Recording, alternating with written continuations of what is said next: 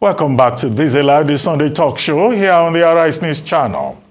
Nigeria this week fell 4 places on the latest Corruption Perception Index report published by Transparency International. According to the report, Nigeria maintains its previous year's score of 24 out of 100 points, but fell from 150 to 154th position out of 180 countries assessed in the 2022 ranking. In previous years, Nigeria scored 26 points in 2019, 25 in the 2020 assessment, and 24 in 2021.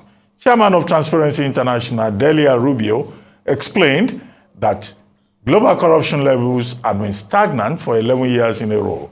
According to him, corruption has made our world a more dangerous place, as governments have collectively failed to make progress against it. They fuel the current rise in violence and conflict and endanger people everywhere. The only way out is for states to do the hard work, rooting out corruption at all levels to ensure governments work for all people, not just an elite few, unquote. For greater insight into this matter, we are now being joined by Achike Chude, writer, civil society activist, and media officer for Reclaim Niger, an NGO committed to promoting grassroots citizens' participation in electoral transparency, democratic accountability, and good governance in Nigeria. Welcome to the program. Thank you. Well, we were 154 out of 180 countries in 2022.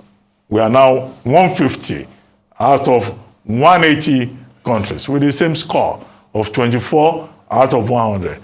We should be jubilating, even if the Minister of Information says, this is immaterial totally. Well, sometimes you tend to think that karma and nemesis are hard at work, in this administration. I remember under the PDP, under the presidency of Jonathan Goodluck, when Transparency International came down hard on that government at that particular point in time, and the government protested and said, look, try to give a different picture of what the situation was. And I remember Lai Mohammed agreeing 100% with Transparency International that they knew what they were doing, that they were the experts in the field. And then years down the line, we had a worst case scenario with the APC-led government. And then the same Lai Mohammed, comes back, the same, who were actors, then in the opposition, and says, look, you cannot trust this organizations, this group. But then the issue is, so there's really nothing to rejoice. The issues are very obvious.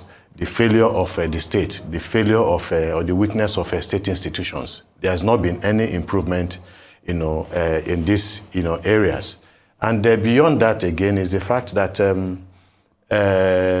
everything that is happening in this country, of course, we have long acknowledged the fact that the world has now become a global community. The internet has made it seamless for people to get information about what happens in one nook and cranny in any part of the world. And so we were here last year when the story broke out about the over 100 billion naira that is alleged to have been stolen by the Accountant General, for which is being prosecuted. Everybody is aware about that. The international community is aware about that. We are also aware from statements by government, high-ranking government officials, the Chief of Naval Staff sometime last year, that over, 700 barrels of crude oil is being stolen. The Minister of State and the Minister of Petroleum also made allusions to that. All of these things talking about high-level corruption within the polity and all the other things that have gone on. And of course, again, and then to also give us an idea about how effective the fight against corruption has been, there was one major breakthrough sometime, last year, or was it early this year, when a vulcanizer who stole 56,000 naira was sentenced to death by a high court in Nigeria. That gives you an idea of the contradiction. We are also aware, lastly, the release of the pardon granted 2 former governors, Jolin Yame and Dariye, also by the government after they were alleged to have stolen and convicted for stealing billions of naira. So when you see all of these things and then the response of the government to some of these issues, Not too long ago, perhaps even before 2021, we had the two foremost officers, anti-corruption officers in the country, accusing themselves of corruption, talking about Malami, talking about Magu, all of this. So people are watching. And so that gives you an idea. The consequence of that is that not much has been done in the area of fighting corruption.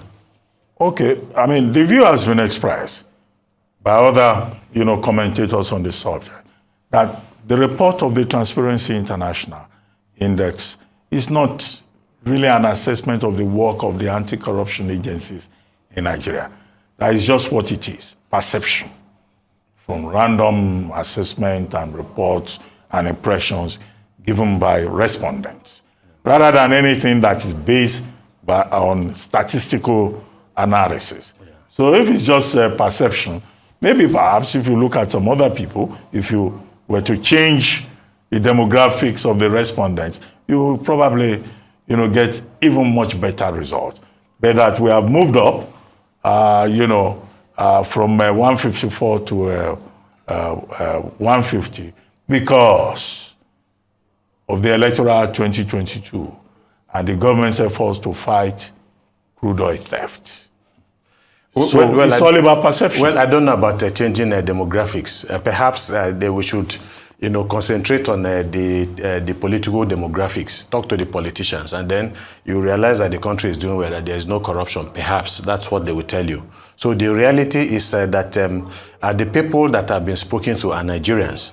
And so this is our country, and we are living out some of these things that we are seeing. And we are not just talking about high-level, corruption of government, of politicians, and all that. We're also talking about the civil service. We also interact with the civil service. We interact with the security forces, with the police, and other institutions of state. So if the people themselves who are daily living out these experiences, are still telling you that, look, this is high, I do not see anything that is absolutely wrong, whether it's about perception. Then the same thing also goes for other countries of the world that are doing well. Those countries that are number 1, number 2, number 3. It's also about perception. So perhaps you could also advance the argument that it is also the outcome of this perception index is also wrong. But I do not I think so. There is absolute corruption. We have not moved an inch in the country, and I don't know how much is being fought. I mean, the oil theft is being fought. We have been told that there are some improvements. Obviously, the contract given to Tompolo, which in itself had its own bit of a controversy. When your own security forces, you cannot defend the national assets. It also tells you that those institutions have been undermined. And why had they been undermined? It is also corruption that has undermined those institutions. Okay, thank you very much for joining us and for your perspectives. But, maybe all of us, you learn not to talk down our country. No. This is the most beautiful country in the world. There's nothing. Okay. Look, why are some of us still here? We're not going anywhere. Everybody can jump if they want to. But Nigeria still remains one of the most beautiful countries in the world, and want to make it even better. Well, thank you very much.